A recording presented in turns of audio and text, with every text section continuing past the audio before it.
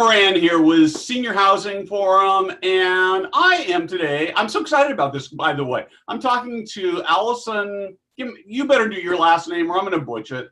I can do it. Fragale. Fragale? Fragale. Okay. And Alison is a professor in the, well, I'm going to let you talk about who you are. I'm going to punt to you and make this a lot easier on me. Sure. So I'm an organizational behavior professor. I am at the University of North Carolina in the business school there. I have been there for 15 years. I also do have a leadership development firm where I do corporate training and speaking, where we try to bring the science of psychology to practitioners to help them think about how do we use everything we understand about people to help people do their jobs more effectively, more efficiently. Well, and you live a traveling life, right? I know, because we're talking about women's issues. If you don't mind, I want to talk a little bit about you talk about where you live, and you got a family and kids, and it's remarkable. Yeah. So my husband and I, we have 3 kids.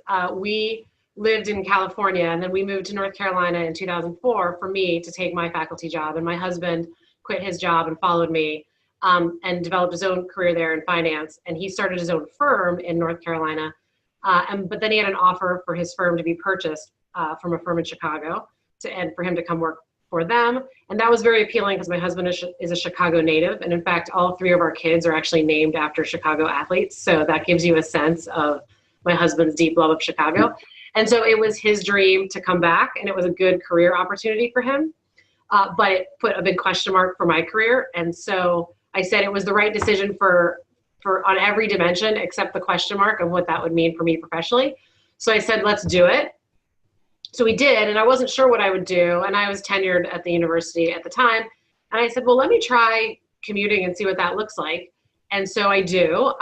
Some of that involves traveling to North Carolina. Others trips involve going to clients that are, it could be anywhere in the world. But that is my life. And so my husband and I frequently will pass each other in the airport as one person is coming and one person is going. And so I take it 1 year by year, but I'm 3 years into doing that. And so far, so good. Well, and Chicago is probably as good as it gets in terms of being in the sort of in the middle of the country with great access. So you probably don't have to do a lot of plane changes, which is something I struggle with here in Sacramento. So I can't go any place without changing planes. That's right. So the point of this conversation is you've got some serious expertise on women in the workplace and expertise. Just for sort of readers, watchers background, I met Alison through Adam Grant, and we had a conversation prior to this one, and I was just completely blown away by what she knows and her expertise. And so we're going to just we've talked about some topics we're going to talk about, and we're going to kind of dig into it. So the first one I want to actually go into is there a real power imbalance? Why does it exist? How do you fix it if it's there? What do you do about that? Yeah. So, and by power imbalance, you mean talking about differences between women and men? Exactly. Yeah. Yeah. So I do think it's real. The other thing I do want to say, though, just as a disclaimer, or just something for everybody to keep in mind, is we're here talking about gender differences. And I'm definitely more versed in talking about those things, but there's nothing I can say about women that couldn't also be said to a greater degree about differences in race, for example. And so if we look at the challenges that women have, the documented evidence or the challenges, for example, that Black men and women have are even greater than the challenges that white women have. And so just as a disclaimer to think about, this idea is not a unique phenomenon to women. But yeah, I mean, if you just look at the statistics that often get quoted about the wage gap, which has improved for white women relative to white men over the past 20 years, it has not for Black men and Black women. But when, there's a wage gap. There's the one that always really gets me is the one on retirement savings. That women's retirement savings are about half of those of men, in part because retirement savings are driven by wages. So there's those kind of pieces of evidence, but there are also obviously the opportunity gaps and the fact that you see that men are more well represented than women and in high levels of leadership. I think those things are real. why do they exist? That's a really complicated question. And I think if we understood that, I don't think there's a single why. I think it's some sets of biases and norms and beliefs and things that we have, and some preferences that people have as well. But I think the question probably where we can be the most productive is just like, how do we start to tackle that? What do we do about it? I don't think that has a single answer either. But one of the things that, struck me when you and I chatted was that when you reached out, you and I have this mutual connection to Adam Grant, and that your original thought was that it wouldn't be normal or right for two men to get on a video and talk about what do we do to be advocates for women. And there's actually research on that, that men in general believe on average that there should be more opportunities for women, but that they don't feel licensed to speak up or be an advocate for those beliefs.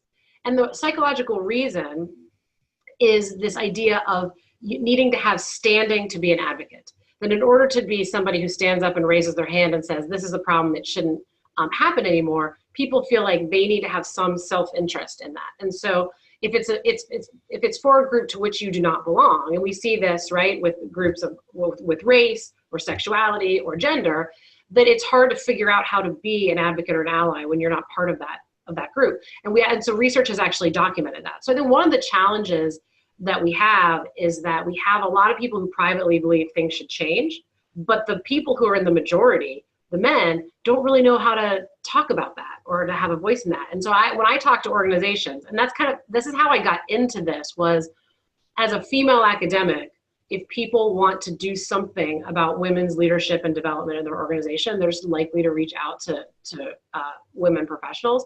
So I was getting a lot of requests.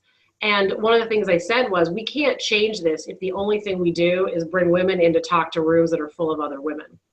You have to do it in a way where you bring women in to talk to men and say, how is the majority going to be an advocate for the rest of the group? But anyway, I just really like this research done by a colleague of mine at UNC that says men want to help and they don't feel like they have standing to help. And I think that that's really right. Yeah. And I think, speaking personally, I think often we sort of two parts to that. We don't know how to help, and we're, frankly, we're terrified that we're going to do it wrong and make it worse rather than better. And so conversations like this, I think, ultimately make that better, right? Absolutely, right? Is to have the dialogue, because everybody wants to be helpful in the best way that they can, but we encounter all kinds of domains where we don't know the right thing to say or we don't know the right thing to do, and so we do nothing. And I think that's what this is about, which is who has the right to stand up, and the research showing that making men feel like that it's their privilege and their obligation to be able to say, if I want to improve the outcomes for any group, we need to actually be part of the conversation. We can't just have whatever group is in the low power position try to improve their circumstances working alone. Well, in some sense, and again, this is one of those places where I'm going to wade into where I feel like I'm wading into quicksand. In some sense, for women really to get ahead, men have to be a part of the conversation, because at least today there's this big power imbalance where women need men to be better sponsors, right? So if it's only women, which is kind of where I was going when I first called you, then that power imbalance really continues. That's right. And I think that men can be sponsors, but I also when I talk to women's groups, I say it's amazing to have a group of like-minded people, because we get a lot of social identity and help through similar others. At the same time, if we look at networking, the worst kind of network to have, of man, woman, anybody, is a network of all people who look just like you, because then the network isn't very useful. And so what I tell women and men is, and this is particularly for women, you need to have some men in your network. You need to have some people who are not like you, who do things differently, who might have a different approach than you. And you need to figure out everything about how they do what they do and learn from them. And so that kind of, our networks need to be more diverse. And one way they can be more diverse, and I say, don't put this squarely on men too, one of the things I do when I advocate for, when I talk to women is, like, take everything in your life that you can control and control it to the best of your ability. So go build your network, go make some strategic relationships with people who are different than you, including different in gender, and deliver value to those relationships so that those people will deliver value to you.